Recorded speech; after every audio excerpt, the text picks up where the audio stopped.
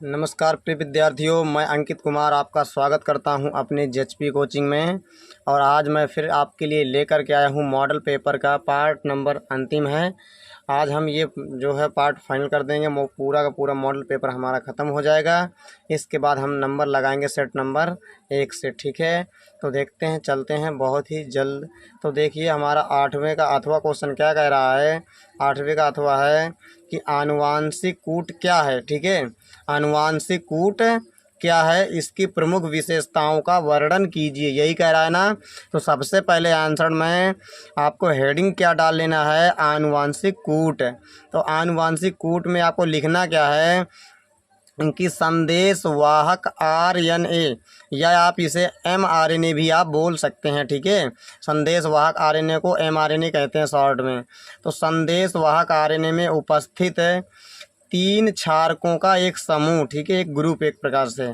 तो 3 क्षारकों का एक समूह जो एक एमिनो अम्ल को क्या करता है, पहचानता है, आनुवांशिक कूट कहलाता है। ये आपको ध्यान में रखना है कि जो हमारे पास mRNA में उपस्थित जो 3 क्षारक होते हैं, 3 क्षारक, कितने क्षारक, 3 ही क्षारक, ठीक है।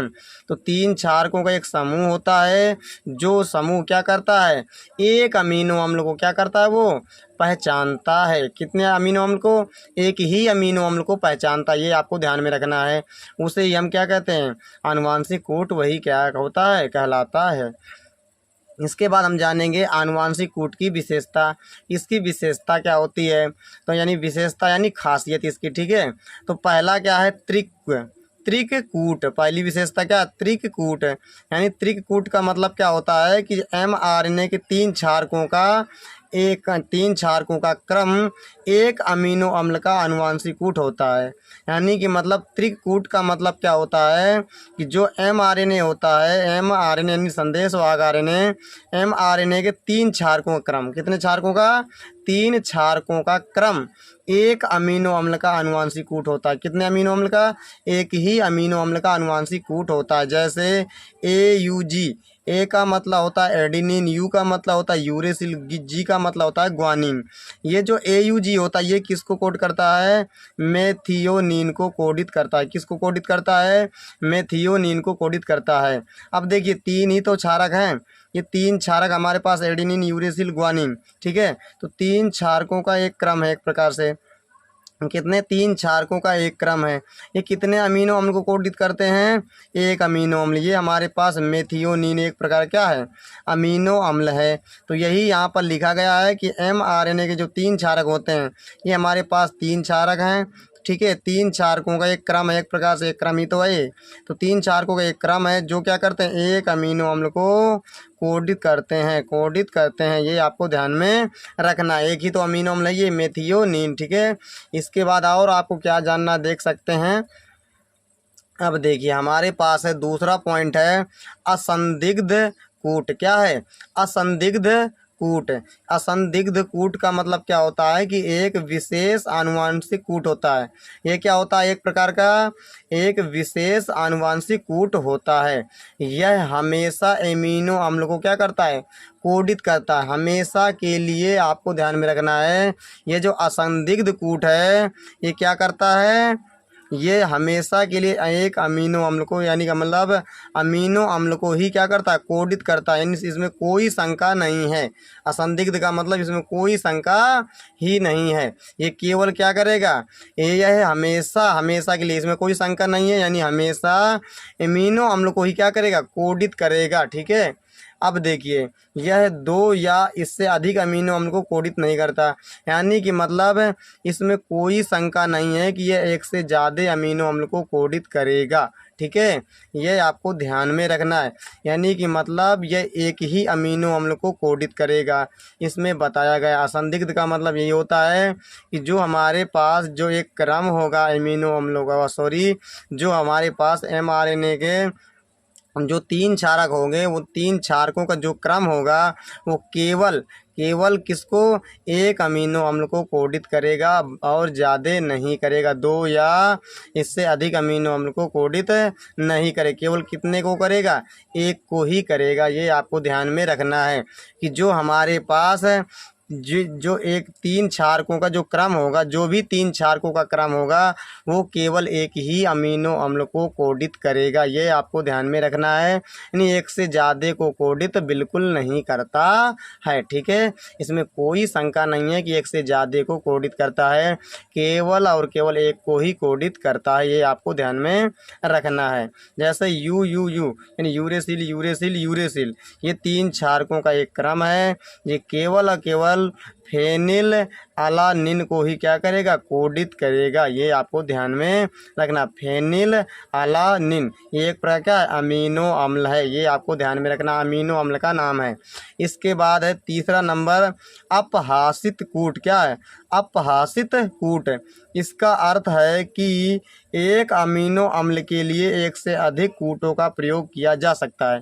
यानी कि मतलब है कि जो हमारे पास एक अमीनो अम्ल होगा वो एक अमीनो अम्ल एक से अधिक कूटों का प्रयोग किया जा सकता है बनाने के लिए। ठीक है, यानी कि मतलब जो एक अमीनो अम्ल के लिए एक से अधिक कूटों का प्रयोग किया जा सकता है बनाने के लिए, ये आपको ध्यान में रखना है। लेकिन जो एक हमारे पास जो हमारे पास जो अमीनो अम्ल जो होते हैं वो उनको बनाने के लिए एक से ज़्यादा यानी कि मतलब एक से अधिक कूटों का प्रयोग किया जा सकता है। इन कूट किससे कैसे बनते हैं? जो हमारे पास क्षारक होते हैं, ठीक है, जैसे हमारे पास ये क्षारक हैं यू यू यू, ये क्या बनाएंगे, फेनिल अलानिन बनाएंगे।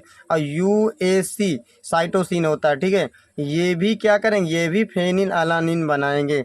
तो एक से अधिक कूट हैं कि नहीं है? एक से अधिक कूट हैं, ये भी कूट है, ये भी एक प्रकार कूट है। ठीक है, ये भी क्या बनाता है, फेनिल अलानिन। ये भी क्या बनाता है, फेनिल अलानिन। यानी एक अमीनो अम्ल है। अमीनो अम्ल तो एक ही है ना, लेकिन इसको बनाने वाले एक से ज़्यादा कूट हैं, ये आपको ध्यान में रखना है। यही पॉइंट हमारा कह भी रहा है। अब देखिए इसके बाद क्या कह रहा है, चौथा पॉइंट है सार्वभौमिक कूट। क्या है सार्वभौमिक कूट? इसका मतलब क्या होता है, देखिए एक आनुवांशिक कूट सभी जीवों में उसी अमीनो अम्ल को कोडित करता है। यानी कि मतलब जो भी एक आनुवांशिक कूट होगा, जो क्षारकों का जो तीन क्षारकों का जो क्रम होगा एक, वो क्या करेगा, एक जो तीन क्षारकों का क्रम होता है वो सभी जीवों में, कोई भी जीव हो सभी जीवों में उसी अमीनो अम्ल को ही कोडित करेगा। जैसे यू यू यू, ये क्या करेगा, फेनिल अलानिन को ही कोडित करेगा। ये चाहे किसी भी जीव के अंदर हो, यही कह रहा है कि सभी जीवों में, कोई भी जीव हो सभी जीवों में जो हमारे पास यू यू यू होगा, ये केवल और केवल फेनिल अलानिन को ही क्या करेगा, कोडित करेगा। ये आपको ध्यान में रखना है। ठीक है, यही आपके क्या है, पूरे के पूरे पॉइंट हैं। अब देखिए इसके बाद हम देखते हैं प्रिय विद्यार्थियों नेक्स्ट क्वेश्चन। देखिए प्रिय विद्यार्थियों क्वेश्चन 9वां कह रहा है बायोगैस क्या है? एक प्रारूप बायोगैस संयंत्र का चित्र की सहायता से वर्णन कीजिए। बहुत ही अच्छा क्वेश्चन है। आंसर में आपको सबसे पहले हेडिंग डाल लेना, बायोगैस क्या है हम जानेंगे। तो देखिए बायोगैस है क्या, तो गोबर से प्राप्त ऊर्जा को बायोगैस कहा जाता है। बायोगैस क्या है, जो गोबर से हमें जो ऊर्जा मिलती है उसी को हम क्या कहते हैं, बायोगैस कहते हैं। ठीक है, गाँवों में इससे प्रकाश किया जाता है। जो गांव होते हैं, गांवों में हम क्या करते हैं, इसी से प्रकाश पैदा करते हैं। ठीक है, प्रकाश किया जाता है। और भोजन भी क्या किया था, पकाया जाता है बायोगैस से ही। ये किससे मिलती है, गोबर से। बहुत ही पहले भी इसी का इस्तेमाल किया करते थे घर में। ठीक है, बनाया करते थे, हम भी बनाया करते थे। तो आपको यही ध्यान में रखना है कि गाँवों में इससे प्रकाश किया जाता है। किससे प्रकाश किया जाता है गाँव में, बायोगैस से। और भोजन भी पकाया जाता है। अब देखिए यहाँ पर एक संयंत्र के बारे में जानेंगे कि जो हमारे पास इसका एक संयंत्र होगा। इसका सबसे पहले हम इसके ये देख लेते हैं इसकी थ्योरी, फिर इसके बाद इसका डायग्राम देख लेते हैं। ठीक है, इसके बाद देखेंगे हम। तो देखिए पहले हमारे पास बायोगैस संयंत्र के बारे में देख लेते हैं। इसमें क्या होता है, एक बड़ा टैंक 10 या 15 फीट लंबा डाइजेस्टर होता है। ठीक है, क्या होता है, 10 या 15 फीट लंबा डाइजेस्टर होता है, ये आपको ध्यान में रखना है। अब देखिए इसमें क्या करते हैं, इसमें गोबर में पानी मिलाकर स्लेरी तैयार करते हैं। स्लेरी तैयार करते हैं, ये आपको ध्यान में रखना है। ठीक है, देखिए जब स्लरी तैयार कर लेते हैं तो शेष बचे अपशिष्ट पदार्थ को मिलाकर टैंक में डाल देते हैं। जो शेष बचेगा, शेष पदार्थ क्या करेंगे, अपशिष्ट पदार्थ को, शेष अपशिष्ट बचे पदार्थ को मिलाकर कहाँ पर डाल देंगे, टैंक में डाल देते हैं। फिर क्या लिखा है, जो हमारे पास डाइजेस्टर होता है, डाइजेस्टर पर लोहे का बड़ा ढक्कन होता है। किसमें, जो डाइजेस्टर होता है, अभी दिखाऊंगा आपको चित्र में। डाइजेस्टर पर लोहे का बड़ा क्या होता है, ढक्कन होता है, जो क्या होता है, तैरता हुआ होता है। ये आपको ध्यान में रखना है। इसके बाद क्या लिखा गया है, इसमें प्रवेश द्वार द्वारा, जो भी प्रवेश द्वार होता है, प्रवेश द्वार द्वारा इसमें प्रवेश द्वार द्वारा गोबर व जल की स्लरी व अन्य कार्बनिक को डाइजेस्टर में डाला जाता है। जो भी हमारे पास स्लरी वह अन्य पदार्थ होंगे कार्बनिक वाले, उसे किस में डालेंगे, जो डाइजेस्टर होगा, जहाँ पर डाइजेस्ट होगा, ठीक है, डाइजेस्टर में डाला जाता है। फिर क्या होगा, डाइजेस्टर में सूक्ष्म जीवों द्वारा विभिन्न गैसें, अलग अलग प्रकार की जो गैसें होती हैं, जैसे CH4 होती है, CO2 होती है। CH4 को मीथेन कहते हैं, बायोगैस का मुख्य घटक है, ये आपको ध्यान में रखना है। एक नंबर पूछा जाता है कि बायोगैस का मुख्य घटक क्या है, तो आप बताइएगा मीथेन गैस। तो CH4, CO2, H2, H2 yes आदि बनने पर जो होता है, जब गैसें बनती हैं तो बनने पर क्या होगा, जो टैंक का ढक्कन होगा वो ऊपर उठेगा। ये आपको ध्यान में रखना। चित्र हम देखेंगे प्रिय विद्यार्थियों किताब में। अब देख लेते हैं ये जो पूरी की पूरी थ्योरी है, इसका चित्र, ताकि आप चित्र से आप लिख सकें, ठीक है, देखकर, क्योंकि चित्र भी आपको बनाना है, तभी तो 5 नंबर का हो जाएगा। 1 नंबर ये हो जाएगा, 2 नंबर आपको इसमें मिल जाएंगे और 2 नंबर का आपका चित्र हो जाएगा, तो आपके 5 नंबर हो जाएंगे, ठीक है। तो देखते हैं चित्र। देखिए प्रिय विद्यार्थियों, ये पूरा का पूरा इसका चित्र है। ये जो संयंत्र है, ठीक है, एक प्रारूप है, संयंत्र का एक प्रारूप बायोगैस है। यही आपको यही चित्र बनाना है। आराम से यहाँ पर ऐसा आप चित्र बना सकते हैं। आप देख सकते हैं यहाँ पर क्या भरा गया, गोबर और जल मिलाकर यहाँ पर भर दिया गया है। अब यहाँ से क्या हुआ, धीरे धीरे यहाँ आएगा। यहाँ जब आ जाएगा आराम से, तो यहाँ पर डाइजेस्ट होगा गोबर, जो भी गोबर है, जल है, स्लरी जो बन गए, यहाँ पर क्या होगा, ये यहाँ पर डाइजेस्ट होगा। ये लिखा है डाइजेस्टर, ठीक है, यहाँ पर डाइजेस्ट होगा। जब ये डाइजेस्ट होगा, पच जाएगा, तो क्या होगा, यहाँ पर गैसें जो बनेगी, आराम से देख सकते हैं ये गैसें हमारे पास, ये ढक्कन ऊपर उठेगा, ये गैसें बनेगी। गैस यहाँ से आराम से यहाँ से निकाल जाती हैं। ये क्या होती है, यहाँ से आराम से ऐसे निकल जाती हैं, ठीक है, निकाली जाती हैं यहाँ से ढक्कन, क्योंकि ढक्कन उठेगा, क्योंकि यहाँ पर गैसें बनेगी। रिएक्शन तेज़ी के साथ जब होगी, डाइजेस्ट होगा, तो यहाँ पर जब गैसें बनेगी, जो ढक्कन है धीरे धीरे ऊपर क्यों उठेगा। इसके बाद जो भी स्लज होते हैं, खराब पदार्थ होते हैं, उन्हें बाहर कर लिए जाते हैं, ठीक है। आपको ऐसे ही बना देना है। ये पूरा का पूरा क्या है प्रिय विद्यार्थियों, चित्र है। यहाँ से डाला गया, यहाँ से गैस निकाल दी, अपशिष्ट पदार्थ जो बचेंगे बेचारे, इनको आराम से अलग कर लिए जाएंगे, क्योंकि गैस हमारे लिए काम में आ जाएगी। और जो भी बचेगा, जो भी पदार्थ बच जाएगा गैसों के अलावा, तो उसे भी हम काम में लेते हैं, वो भी हमारे लिए इम्पोर्टेंट होता है। ऐसा नहीं है कि गैस हमें मिल जाती है, जब ये पच जाता है, यहाँ पर डाइजेस्ट हो जाते हैं ये सब, तो यहाँ से हमें गैस तो मिल जाएगी, लेकिन और भी तो यहाँ पर कुछ बचेगा मटेरियल, उन्हें क्या करेंगे, अलग कर लेंगे, उन्हें भी खेत में डाल देते हैं, और भी तमाम जगहों पर जहाँ हमें काफ़ी लाभ भी होता है इन्हें डालने से, ठीक है। ये पूरा का पूरा इसका चित्र है। आप बढ़िया अच्छी तरीके से चित्र बना सकते हैं प्रिय विद्यार्थियों, इसका आप स्क्रीनशॉट ले सकते हैं। इसके बाद देखते हैं हम नेक्स्ट क्वेश्चन। देखिए प्रिय विद्यार्थियों, 9वां का अथवा कह रहा है कि व्यसन से आप क्या समझते हैं। प्रमुख नशीले पदार्थों का नाम एवं उनके प्रभाव का वर्णन भी करना है, ठीक है। तो देखिए आंसर में सबसे पहले व्यसन के बारे में हम समझेंगे, व्यसन है क्या। तो देखिए, किसी व्यक्ति द्वारा किसी नशीले पदार्थ जैसे तंबाकू, शराब, ड्रग्स की लत, यह इन पदार्थों पर शारीरिक तथा मानसिक रूप से निर्भर होना ही क्या कहलाता है, व्यसन कहलाता है। मान लो अगर आप किसी भी नशीले चीज़ों पर पूरी तरह से उसका आदी हो जाते हैं आप, ठीक है, आपका उसके बिना मन ही नहीं लगता, तो इसी को हम क्या कहते हैं, व्यसन कहते हैं, ठीक है। आप कोई काम करते हो मान लो और आपका मन नहीं लग रहा, आप क्या करिए, आपने शराब पी लिया, तो आपका मन लगने लगा काम में, ठीक है। तो ये आप धीरे धीरे करके, अगर आपको शराब नहीं मिलेगी तो आप सही से काम भी नहीं कर पाओगे। ये एक प्रकार क्या लत ही तो है। इसी को हम क्या कहते हैं, व्यसन कहते हैं।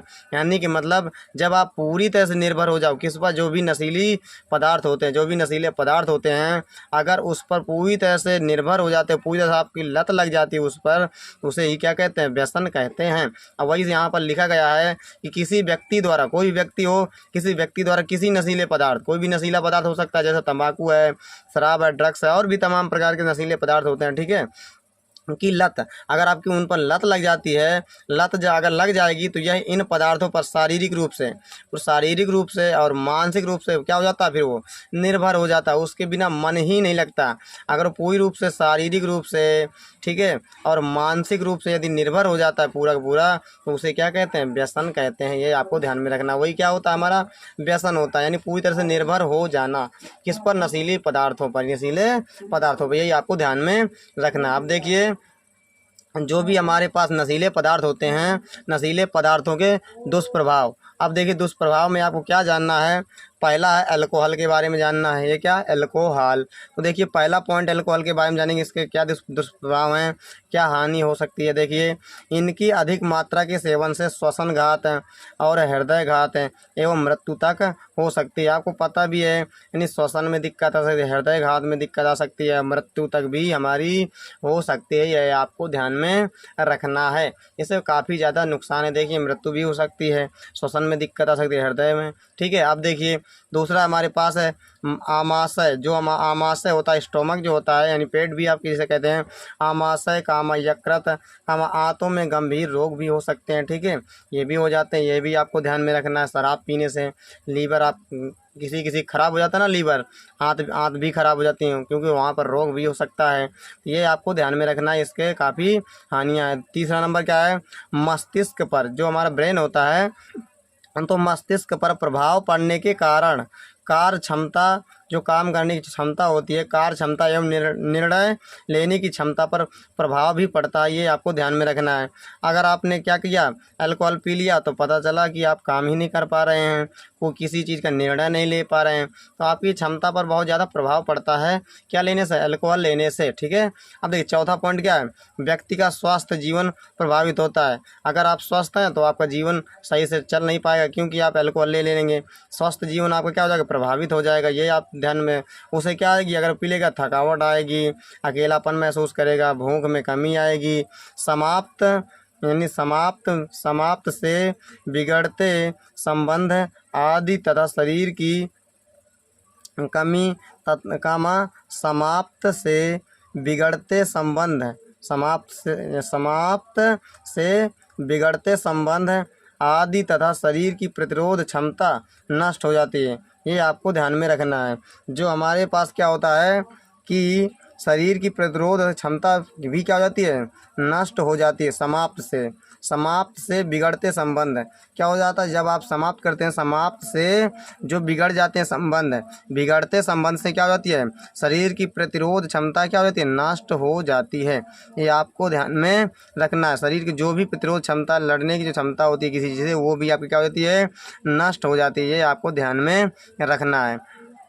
फिर इसके बाद क्या जानेंगे, अब देखिए, इसके बाद हम जानेंगे तंबाकू के बारे में। किसके बारे में, तंबाकू के बारे में, ठीक। देखिए, यहाँ पर तंबाकू के बारे में क्या है कि दूसरा है हमारा तंबाकू। तो देखिए, तंबाकू चबाने से क्या होता है, पहला पॉइंट में तंबाकू चबाने से भूख के, यानी भूख कह रहा हूँ, सॉरी, मुख के कैंसर की संभावना बढ़ती है। क्या होता है, अगर आप तंबाकू चबा रहे हैं, तंबाकू चबाने से मुख के कैंसर, आपको पता भी है मुख का कैंसर हो जाता है, बहुत ज़्यादा संभावना रहती है मुख के कैंसर, ठीक है। अब देखिए, दूसरा पॉइंट क्या है, शरीर में ऑक्सीजन की भी कमी हो जाती है यदि आप तंबाकू चबा रहे हैं बार बार। अब देखिए, तीसरा पॉइंट क्या है, रुधिर चाप जो होता है और हृदय स्पंदन भी क्या हो जाता है, बढ़ जाता है। हृदय की धड़कन जो होती है तेजी के साथ धक धक करने लगता है, ठीक है। फिर इसके बाद चौथा पॉइंट क्या है, श्वसन रोग। जो भी श्वसन रोग होते हैं वो भी जो हो जाते हैं। हृदय का रोग भी हो सकता है, गले का कैंसर भी हो सकता है, आदि रोग हो जाते हैं किससे, तंबाकू चबाने से। तो प्रिय विद्यार्थी ये पूरा का पूरा आपको इतना ही लिखना है, क्योंकि व्यसन में आपको 1 नंबर मिल जाएगा, 2 नंबर अल्कोहल में और 2 नंबर तंबाकू में। ठीक है, इसी प्रकार से पूरा का पूरा आपका 5 नंबर का ये क्वेश्चन बन जाएगा। बस आपका इतना ही है। इसके बाद तो प्रिय विद्यार्थियों हम मिलेंगे, बहुत ही अच्छी तरह से ले करके आएंगे सेट नंबर 1। तो अगर आपको ये वीडियो हमारा अच्छा लगा हो तो कृपया करके अपने दोस्तों के साथ ज़्यादा से ज़्यादा शेयर कर देना। तो प्रिय विद्यार्थियों चलते हैं हम। नमस्कार, जय हिंद, वंदे मातरम।